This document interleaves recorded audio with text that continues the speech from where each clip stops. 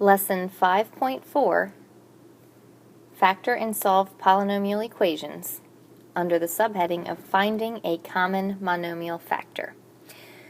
Finding a common monomial factor is always the first thing we look for when factoring. Let's take a look at this first example. X cubed plus 2x squared minus 15x. This is a trinomial, degree 3. When I look at this, I've realized that I can't factor it the way that we've already learned to factor.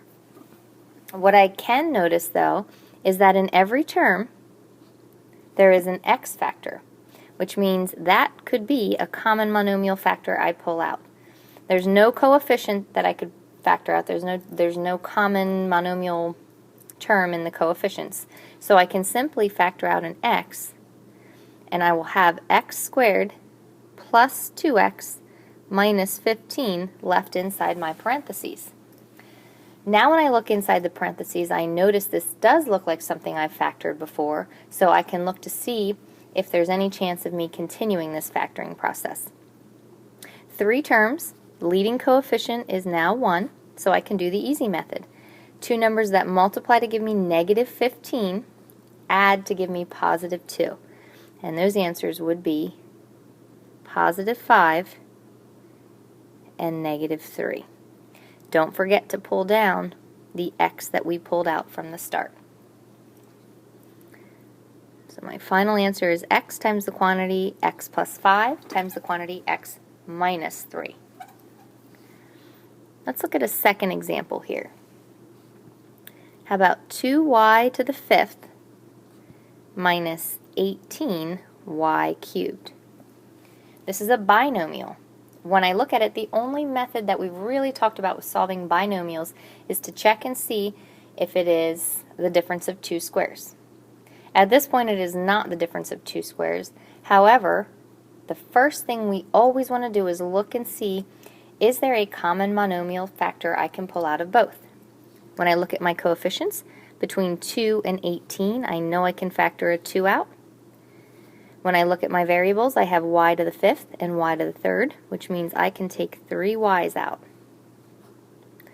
When I do that, from my first term, I will have y squared left.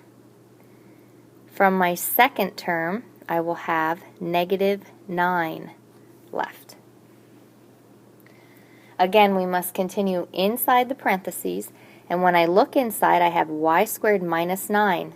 I still have a binomial, and I notice that now both of those terms are perfect squares, which means I can continue by saying the square root of the first plus the square root of the second, square root of the first minus the square root of the second. And again, you can always check that by foiling if you do want to multiply it back together and make sure. But having these alternating signs will eliminate your middle term, which will leave you then with just the y squared minus 9. Again, don't forget to bring down the monomial factor that you pulled out in the first step. So again, you can see we're applying all of the skills that we learned in Chapter 4, except we're putting them together now. Last example in this section. Let's try 4z to the 4th minus 16z cubed plus 16z squared. I have a trinomial here. It's of 4th degree. So we're going to factor a 4th degree polynomial here. When I look at the trinomial, again, I see lots of z's, and I also see that of the coefficients, I can factor a 4 out. So if I pull that 4 out, I can also factor out a z squared. When I do that, inside my parentheses, I will be left with z squared minus 4z plus 4. Again, to check that, all I would have to do is distribute the 4z squared back into the parentheses. In my last step, I'm going to look at what's left inside the parentheses and determine whether or not I can factor that from here. It is a trinomial, leading coefficient of 1, so I can look at it as the easy method. 2 numbers that multiply to give me positive 4, add to give me negative 4.